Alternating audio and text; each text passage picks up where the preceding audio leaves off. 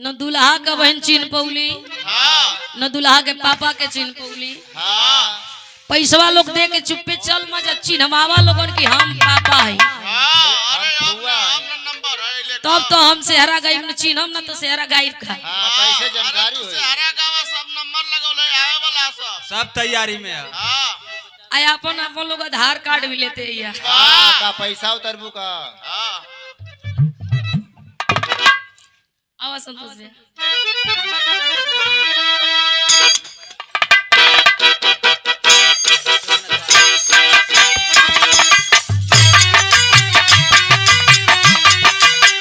Hello ओहो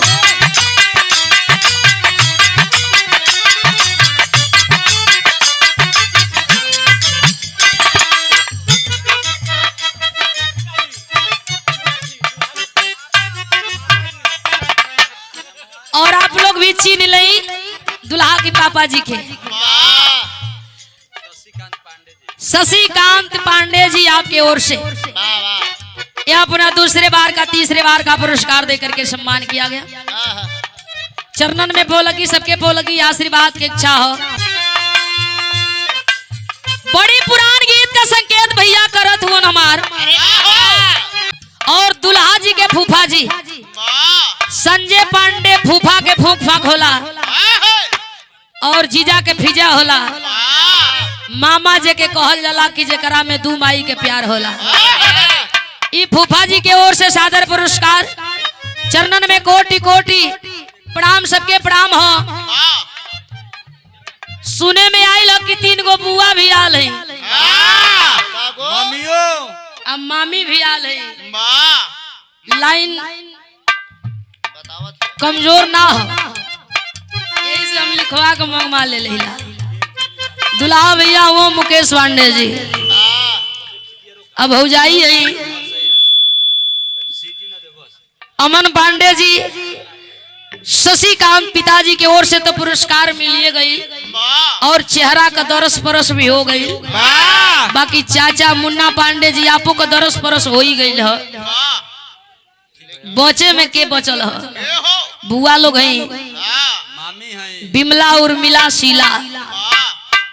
देखा लोग अपन दोस्त लोग छोड़ाला। और ये सादर पुरस्कार दादी ललित पांडे आपके ओर से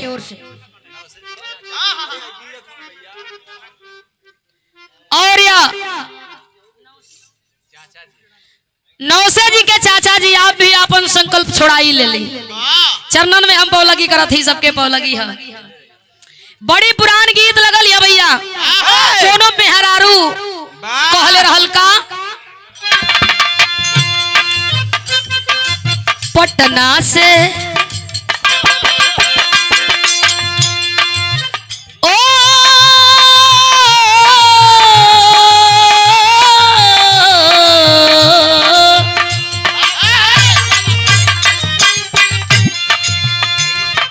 पटना से बैदा बोलाई दो अरे नजरा गईली गोइया पटना से पैदा बोलाई दा हो नजारा गईली गोरिया पटना से अच्छा बोलाई दा हो नजारा गईली गोरिया।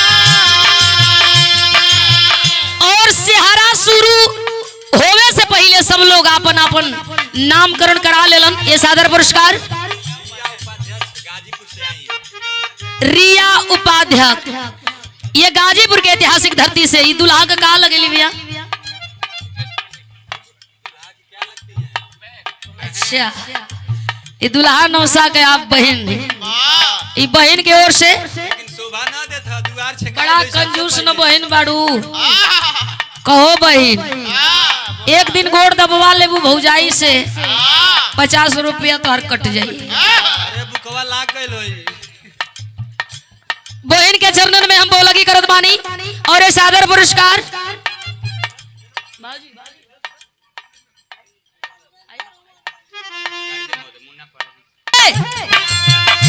एक लाइन और गवाई रहल बड़ी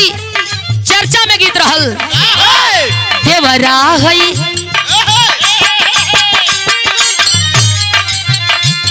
अरे देवरा उठा ले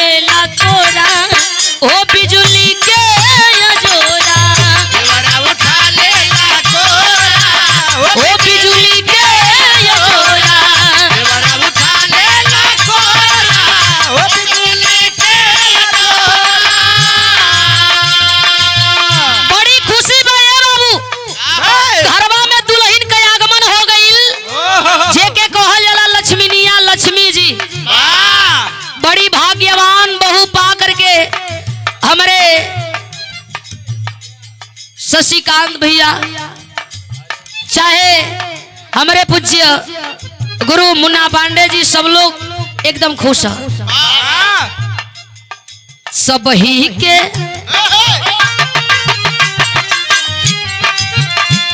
अरे सब ही के मनवा में प्यार हो, दुल्हा के सेहरवा सबही के मनवा में प्यार हो, दुल्हा के सेहरवा सबही के मनवा में प्यार हो, दुल्हा के सेहरवा। दुल्हे नौसे जी हमार भैया मुकेश पांडे जी वाह तोड़ले धनुष राम मिथिला में जाके,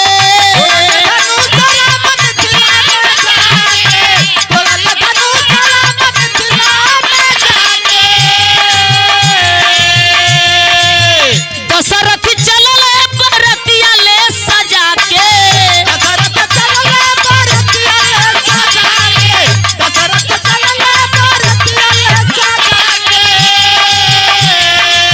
शोभा बड़ा रंगदार हो, दुल्हा के सेहरवा शोभा बड़ा रंगदार हो।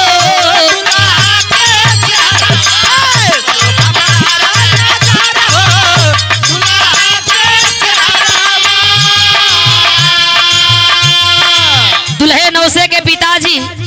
शशिकांत पांडे जी, एहू लोगन का जोड़ी देखल जाले महफिल में। जब बरतिया जाले तो मेहररुआ कहली सरे खाली दुल्हा दुल्हन के जोड़ी नहीं खे, समधियो समधी के जोड़ी एकदम चौसक बा। इतने थोड़ी समधिन तो और खुदुराली कहली कि हमार समधी न मिलल बड़े हो, बुझात हो के एकदम धर्मेंद्र खानी हो, चाहे यहाँ के होके चाहे वहाँ के होके, एहो लोगन के मजे मजा रहेला। कहल गईल दशरथ जनक दुनो समधी का जोड़ी,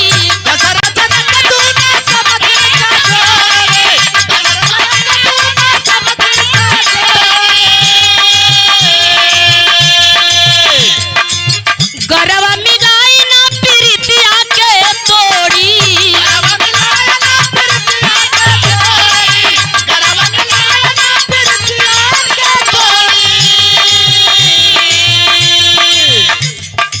ए भैया सब आ गए लेकिन भौजाई का पुरस्कार अब नहीं आई। अमन भौजाई अगर हमारा आवाज सुनात होखे तो देखो तू संकल्प छोड़वा लो, नहीं तो लइका मुंह में पड़ी हमने के दोष मत दिया।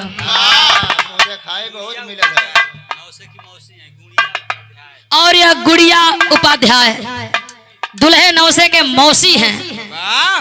लोग कहेला कि माई मरे मौसी जिए, ई मौसी की ओर से सादर पुरस्कार देकर के सम्मान किया गया। और ये सादर पुरस्कार दशरथ जनक दुनो समधी का जोड़ी,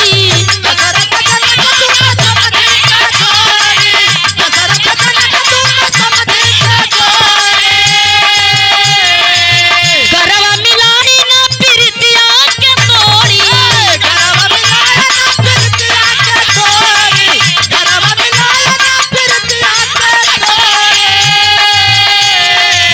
छल के सनहिया से प्यार हो, दुल्हा के सेहरवा छल के सनहिया से प्यार हो, दुल्हा के सेहरवा।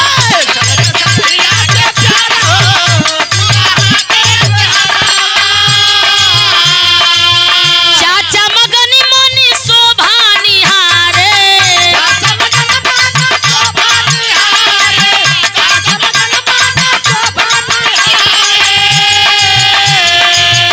पूजनीय पिताजी मुन्ना पांडे जी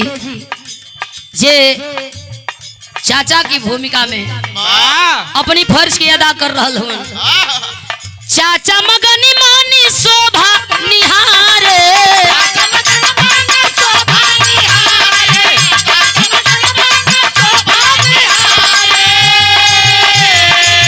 गदी गदी छाती पर अपनी दुआरे,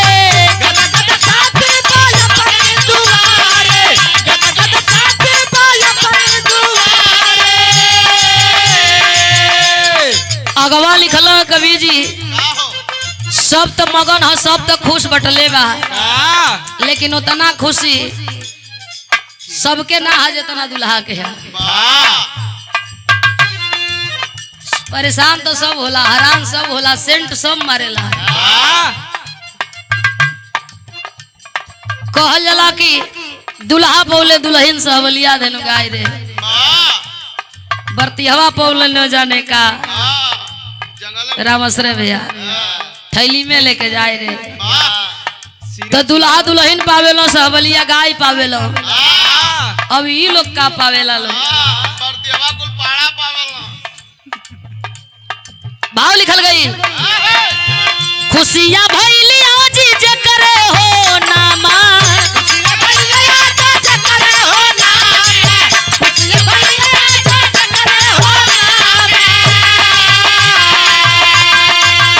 महफिल में दम के दोनों दल का मामा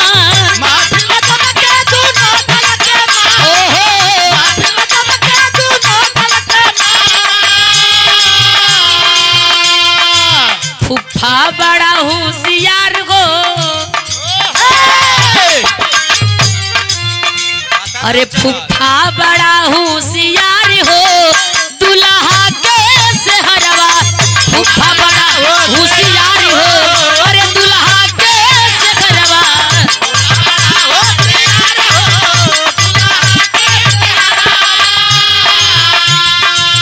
और इस आदर 1001 रुपया हमारे अमन भाभी की ओर से हमारे मुकेश भैया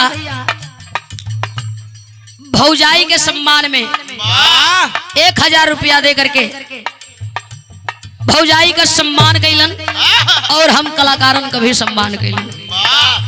अमन भाभी के हम यही से पौलगी करत थे गोड़ भेटाई ना लेकिन छू के हम गोड़ लगत थे मन से सबके पौलगी प्रणाम है आशीर्वाद की इच्छा दो लाइन और कवि जी लिखलन हम सुन सुनाई आनंद का नतीजा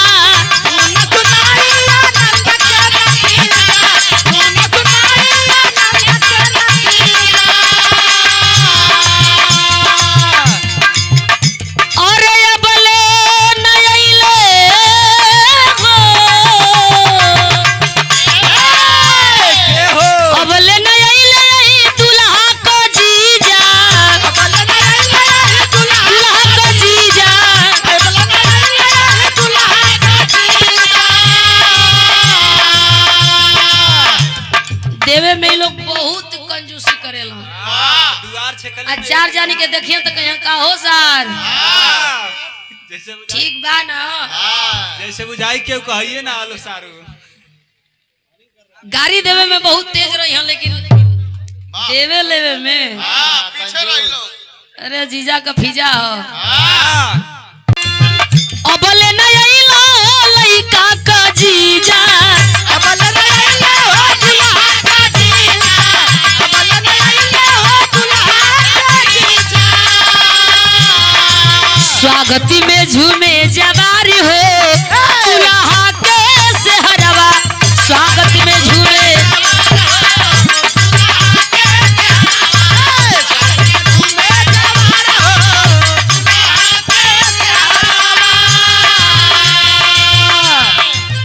भाव आखिरी हुई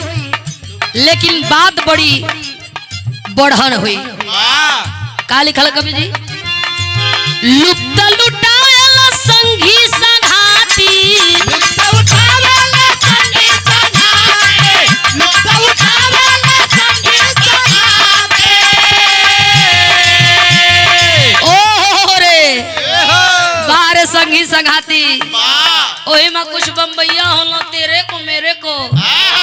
यार तेरी शादी में मजा आ गया जौन बम्बैया मित्र होलो तो कहे यार यार तेरी बीवी बड़ी लाजवाब है यार पूछने का नहीं है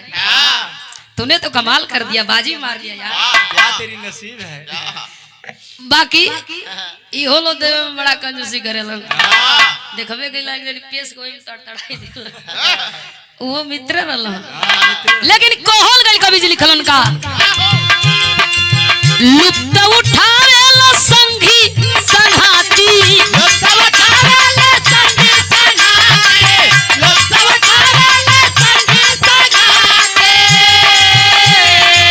धन्य होई गईले घराती बराती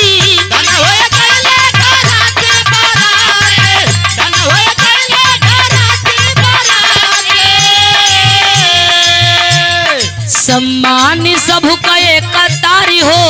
अरे दुल्हा कब से हरवा सम्मान सबु करे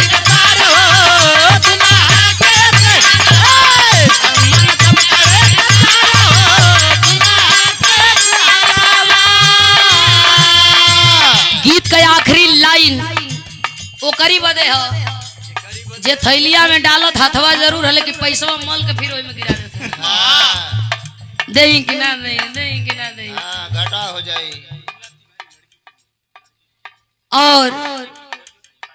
उर्मिला तिवारी जी लड़के की बुआ है, लड़के के बुआ जी आपके ओर से 3 बुआ में एक के बुआ खाली आई है मालीपुर से नहीं, 2 जन बाद में आई लोग का बुआ ये काम ठीक नहीं खे अपन फूफा खोजत लोग यार हमें पैसा लेके चरणन में पौला की हो हंसी मजाक बाकी कुछ ना अपन संकल्प में टाल लेके चाहिए नहीं तो आत्मा मन का भटकी आटा पिसान लेबो बहुत ही आटा पिसा कहे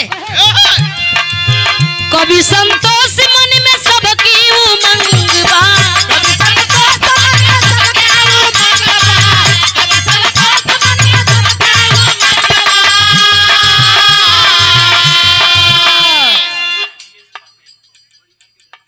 और बड़िहार के धरती से